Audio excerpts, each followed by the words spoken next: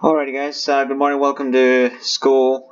This is going to be a video about linear versus exponential. Hopefully this video allows you to complete your assignment on Google Classroom. You'll notice that some of the problems that I am working on are extremely similar to the ones that you have in Google Classroom. So let's just go ahead and jump right in. I'm going to be going at a quicker pace than usual just because I know that this is a topic that we have sort of been introduced to already, and this video will serve the purpose of a review. Okay, now we have many types of functions, but since we're looking at even a line, so a line is going to be looking like y equals mx plus b. Okay, and we know that m is obviously our slope or rate. Okay, and we know that b is going to be the y-intercept or the initial amount. Okay, now for an exponential function, which is the other type of function that we're studying today, it's going to look like y equals a b x. Okay, and these are being multiplied, forgive me for the handwriting, but essentially a is going to be the initial amount and b is going to be the exponential rate of increase slash decrease, depends on whether it's positive or negative. There's also another form of the exponential function which looks like this: y equals the initial amount, so we can call it p, 1 plus r to some variable t. Now this other model we're going to deal with later, but for today we only need this one. Okay, there's one more thing, right, that we want to know.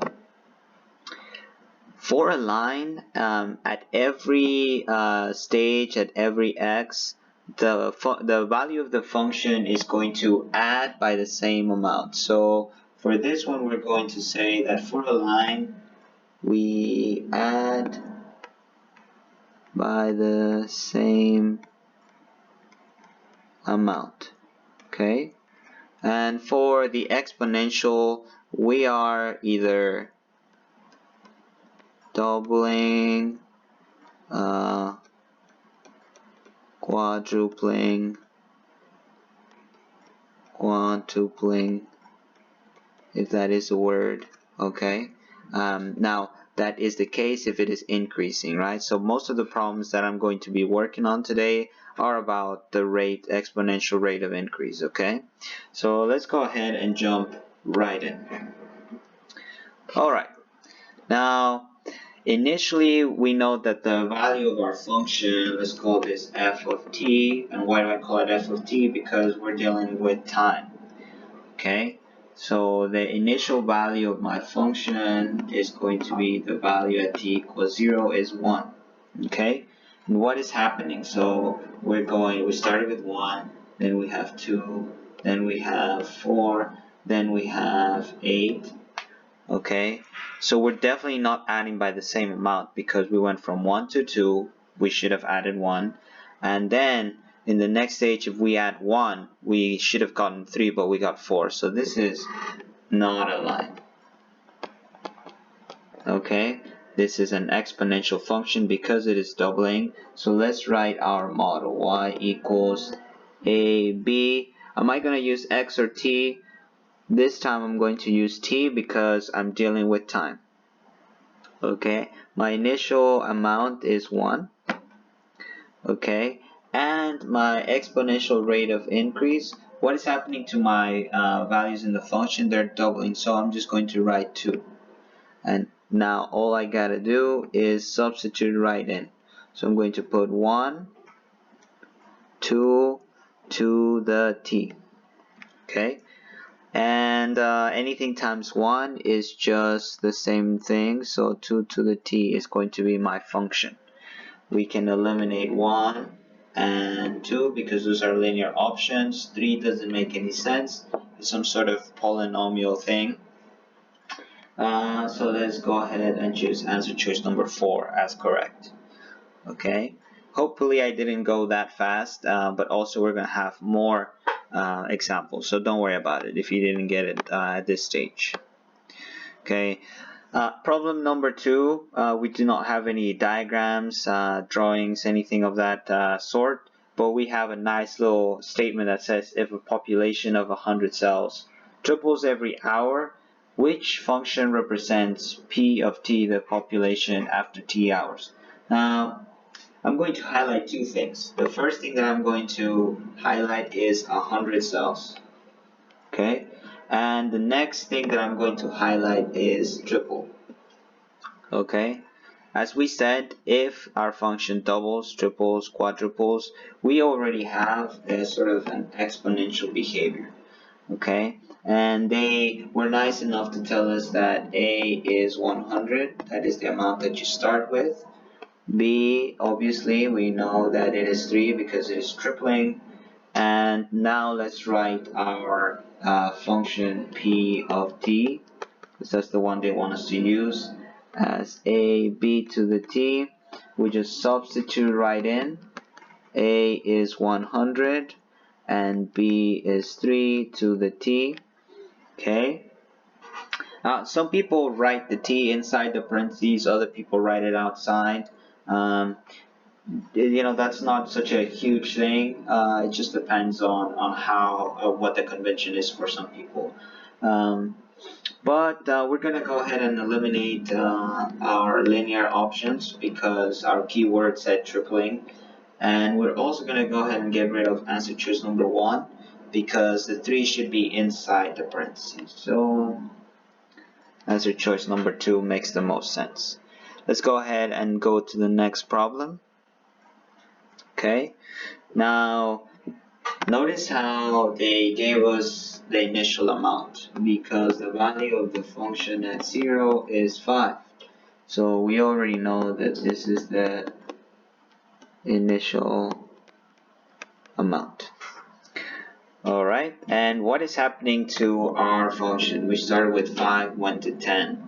Okay, we added by 5, but then we went from 10 to 20. So we didn't add by 5. Therefore, this is not a line already because a line would predict our behavior and it does not predict it already by the second attempt. Not a line.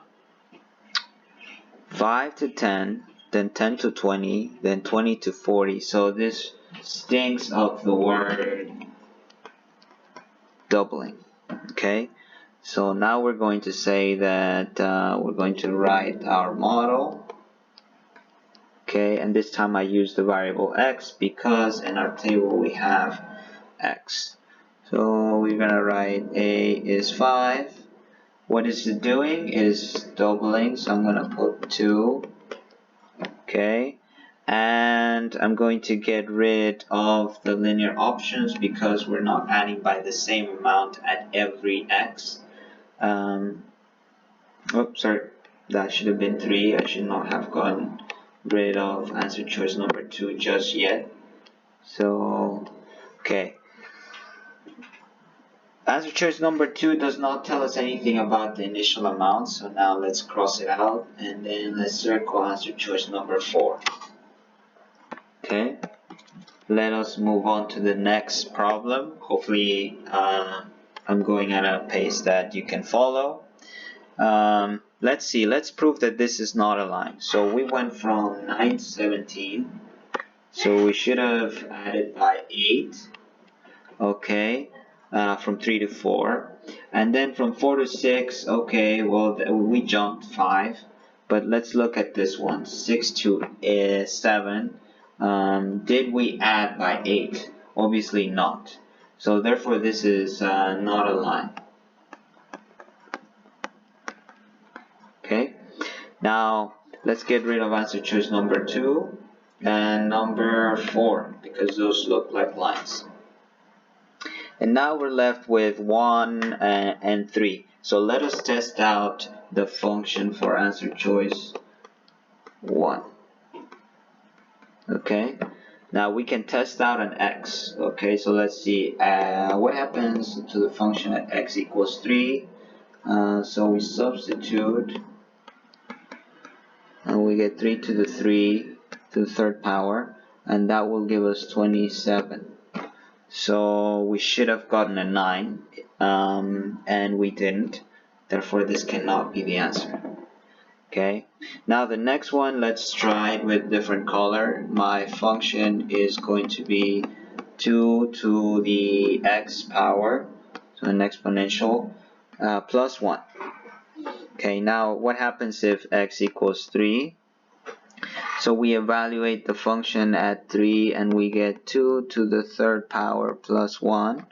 So that is going to give us, mind you, we do it in stages. 2 to the third power is going to be 8 plus 1 gives us 9. You can check out 4. What happens if x equals 4? 2 to the fourth power plus 1. 2 to the fourth power is 16 plus 1 gives us 17. And yes, that will also give us 9 and 17. So answer choice number 3 seems to be the correct answer.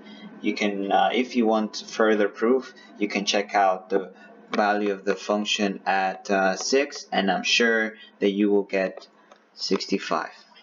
Okay, so hopefully this video helps you in your completion of the assignment. As I said, the problems are extremely similar to what's online. And this is something that you can reference back to in the future whenever you want to recall linear versus exponential behavior. One thing that I should add is that we only looked at cases where the function is increasing, and we didn't look at cases where it is decreasing. So keep that in mind. We were only looking at positive exponential rates of change. Until next time.